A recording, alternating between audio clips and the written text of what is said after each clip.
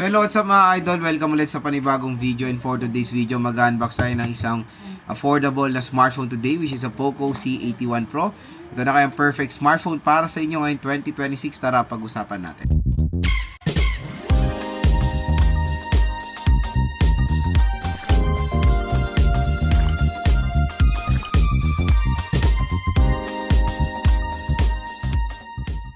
So ayan, for today's video mga idol, mag-unbox tayo ng isang napakamura na smartphone today, which is a Poco C81 Pro. So itong smartphone na to is syempre yung successor doon sa Poco C71. I don't know kung magkakaroon ng non-pro neto, pero I think ito yung successor neto para masabi nilang mas mahal. Kaya ito ay ginawa nilang Pro. Pero when it comes sa pagbabasa natin ng mga specifications yan, from the Poco C71, walang ganong pinagkaiba. Real talk yan. So ito yung Poco C81 Pro, napakamura lang neto when it comes sa SRP niya. 7,000 pesos for the 4GB 64, 8,000 pesos for the 4GB 128, and 9,000 pesos for the 4GB 256. Pero kung gusto niyo makuha ng napakagandang deal, dito lang bibili sa ating product link. So pag tinap mo yung video, merong shopping button dito sa gilid ng video. Mura nyo lang makukuha itong Poco C81 Pro. Guess what, Coconut? Pwede nyo ito makuha ng possible price na below 5,000 pesos for the 4GB 64, 6,000 pesos for the 4GB 128, and 7,000 pesos for the 4GB 256. So ganun kabagsak lang yung price sa online. Syempre, no worries, official stores po yan. Official store po yan ni Poco, kaya wala pong paanlinlangan bumili dyan sa online mga idol. Again, pag bumili kayo dito sa ating link ay meron pa pong magja-generate sa inyong exclusive discount voucher upon checkout. Kaya dyan lang kayo bibili netong Poco C81 Pro para makuha nyo po yung napagandang deal. Okay? So, automatic po yung discount voucher na yan upon checkout, 1 to 2,000 pesos. Additional discount po yan bukod dyan sa sale price na sa online. Yung nabili nating color is yung color gold, and yung kinuha ko lang is yung 4GB 64GB of internal storage para makita rin natin na yung 64GB is pwede pa rin naman, depende kung magkano siya nakuha. Again, for its SRP na 7,000, syempre 64GB napakababa na yan. Even for its sale price, medyo mababa na talaga 64GB, real talk yan. Pero maganda naman dito, meron naman siyang expandable storage via micro SD card. So tara mga idol, samahan nyo kayo unbox itong bagong labas na Poco C81 Pro. So ito yung box ng Poco C81 Pro. So, ganoon pa rin, very typical na box pa rin ng Poco na color yellow. Yan, ganyan pa rin. C81 Pro. With your favorite Google apps. Google is a trademark of Google LLC. Sa gilid, powered by Xiaomi HyperOS. So, this is a color gold. 4GB 64GB of internal storage po. Ito. So, open na natin siya. So, bubungad sa atin itong smartphone. Tingnan muna natin yung content ng box. So, we have here a free jelly case. Ano to? Quick start guide and warranty card. And Poco C81 Pro safety information. So, yun lang naman yung content ng box natin. Ito yung charger niya. Ayan yung power brick. So, the power brick is hindi siya 33 watts eh. So, ito na yung Poco C81 Pro mga idol. Ayan. Immersive 6.9 inches display. A massive 6,000 mAh battery capacity. Powerful octa-core processor. Sleek and refined design. Na 13 megapixel AI dual camera. So, ito yung color gold nila. Tanggalin na natin to. Ayan. So, the sad part dito mga idol is wala po tong free na screen protector out of the box. So, yan yung color gold. Maganda yung color gold. Mas maganda siyang i-option or i-recommend para sa inyo. Very sleek naman and very identical din naman sa Xiaomi Redmi 50, sa Xiaomi A7 Pro. Ayan, dual rear camera system, pero in reality isa lang talaga useful na camera diyan. Poco logo sa right side, nandito yung ating power button, slash fingerprint scanner, and yung volume rocker. Sa taas wala tayong makikita. Sa left side is yung SIM tray. Sa baba naman is a 3.5mm headphone jack, microphone type C port, at yung speaker grills. So, yun. Open na natin si Poco C81 Pro.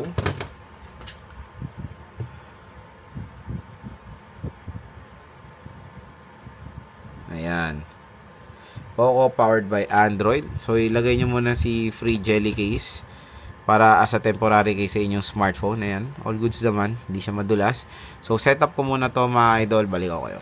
So yun mga idol, na setup ko na si Poco C81 Pro. So yun nga, ang una nating napansin dito syempre is yung kanyang large display. So napakalaki. Same na same din naman sa Xiaomi Redmi A7 Pro when it comes sa screen display. Notch display pa rin siya. Pero in fairness for the screen, napakalaki. Perfect na perfect of course sa mga consumers na naghahanap ng isang smartphone na meron malaking display. So sa about phone, explore natin siya. Good news dito, naka HyperOS 3 na to with Android 16. Full OS po to ng Android. 22.3 GB na po yung nakain niya out of the box. So detailed specifications niya. So is Unisoc T7250, 4 GB of RAM. Wala namang pinagkaiba dun sa kanyang predecessor na Poco C71. Ayan siya. 41 GB na lang available. Medyo maliit na yan mga idol. Ayan. Sa kanyang display, so automatic brightness. Ang maganda dito, meron siya outdoor mode. Kumbaga, tinatasan niya pa yung screen brightness nyo pag nasa outdoor kayo. Na very useful, of course, pag nagna-navigate kayo sa outdoor. Refresh rate is 120Hz. Screen refresh rate tayo mga idol. For smoother animation. Diba? Sa camera niya, I think for the camera performance is wala rin naman siyang pinagkaiba gaano when it comes sa Xiaomi Redmi A7 Pro. Pero gagawa tayo ng phone comparo about dyan. Ayan. Medyo naglo-logs. Malinaw naman. Pero ito try natin siya sa sa outdoor sa ating camera test. Stay tuned lang.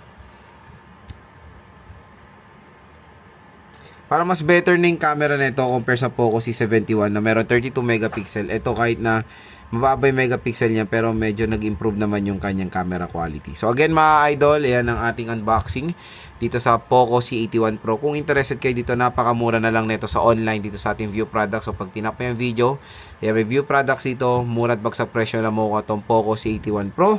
At syempre may naghihintay pa sa inyo special discount voucher upon checkout dito sa smartphone na to. Ayan mga idol, na unbox na natin si Poco C81 Pro. Next naman is gusto ko i-share sa inyo yung first impressions ko dito smartphone na to na-unbox na rin natin siya dito ngayon sa ating video. Unang-una, syempre yung display. When it comes sa display, napakalaki ng display ng Poco C81 Pro. There's a 6.9 inches IPS LCD display with a resolution of HD plus 720p with 120Hz screen refresh rate at meron siyang notch display. So again mga idol, for the screen size of the Poco C81 Pro, hindi naman siya nagkakalayo doon sa kanyang predecessor and even doon sa kanyang counterpart na Xiaomi Redmi A7 Pro. Pareho silang malaki mga idol. Same pa rin na naka-notch display na which is nakaka-disappoint. Pero when it comes sa needs of brightness, ang maganda naman dito sa smartphone na to, meron siyang outdoor mode. Kumbaga for example, nasa labas kayo, gagamitin siya as a navigating tool. Malaking tulong po yung outdoor mode na yan para sa mga consumers natin na parating nasa outdoor or nasa direct sunlight. So makikita nyo pa rin ng very clear smartphone nyo even though meron pa rin, kahit na mataas yung tirik ng araw. So yun yung napaka-solid dito and syempre yung screen niya napakalaki. The sad part is malaki yung chin and medyo makapal yung bezel niya. Yun lang naman. Kasi ngayon, syempre, nauuso ngayon is panipisan na ng bezels, diba? Next, ang maganda rin dito, it is now in Android 16 with HyperOS 3. Comparing dun sa Poco C71 na medyo nakaka-disappoint ang operating system nun, I think it's Android Go edition yon. So, and MIUI. Ito po, HyperOS 3 na and Android 16 which is better. So, expect natin na mas maganda na yung may experience natin na operating system dito compare sa kanyang predecessor. Third na nakaka-disappoint, real talk, is the Unisoc T7250 processor. Syempre for its SRP, definitely sa big no-no po yan. Napakamahal po ng presyo nito pag nakuha nyo siya ng ganun na Unisoc T7250 na 7,000-8,000 pesos. Definitely sa big no-no. Even sa sale price na medyo hindi siya perfect fit nakaka-disappoint talaga yung processor nito kasi wala siyang pinagkaiba doon sa kanyang predecessor. Pero again, the processor itself, hindi naman po siya mabagal lalo na for a presyo na 5,000 pesos. Pero yun nga, dapat mas in-upgrade pa to ni Poco para naman makita natin na meron talaga silang pinagkaiba doon sa Poco C71. Kasi real talk, sinabihan mo to ng Pro, successor pa siya, pero wala namang pinagkaiba ng gaano sa kanyang specification. And medyo downgrade pa yung camera nito kasi mababa. The main megapixel of this camera is 13 megapixel compared doon sa Poco C71, it's 32 megapixel. Pero again, 32 noon is hindi ko naman gusto. Pero medyo mas maganda naman yung 13 megapixel na itong Poco C81 Pro. Again, pakalawang camera nito is very useless. Wala po yan. Hindi naman gumagana yan. The speaker is beyond 200% volume. It is single speaker. Pero meron siyang beyond 200% volume na malaking tulong or malaking boost, especially pag naglalaro kayo or nakikinig ng music.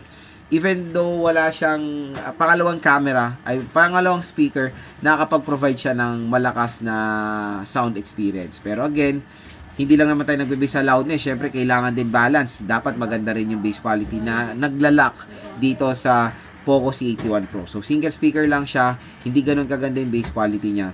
Meron malakas yung kanya sound. The best part din dito sa smartphone na to is the battery. Of course, 6,000 mAh battery capacity. Napakalaki ng battery capacity ng device na to. The sad part dito is 15 watt charging rate siya. So parang yan yung new normal ng 10 watts. It's 15 watts na or 18 watts, mabagal na po yan sa mga terno na 6,000 mAh battery capacity pataas. So yun, expect nyo na siguro mga 2 hours, 30 minutes to 3 hours bago nyo ito ma-full charge sa kanyang charging rate. Pero battery performance, sasahan nyo na may bubuga naman sa battery itong si Poco C81 Pro. Napakaganda ng kanyang battery performance kasi malaki po yung battery capacity na mapoprovide ng device na to. And in fairness, even though malaki yung kanyang battery capacity, manipis din naman si Poco C81 Pro at hindi po siya mabigat. So yun mga ka-J-Vlog, so far ang ating first impressions dito sa Poco C81 Pro. Abangan nyo na po yung ating full review, game test ito smartphone na to. And definitely, kung makuha nyo to ng sale price, okay naman yung kanya specification sa sale price niya. Hanggang mura, hanggang may discount pa, dito kayo bibili sa ating link. So tap mo yung video, ayan, may shopping button dito or view products. Mura nyo lang makukuha tong si Poco C81 Pro. So grab yours now, hanggang nakasale pa to, dahil napaganda ng deal neto ngayon sa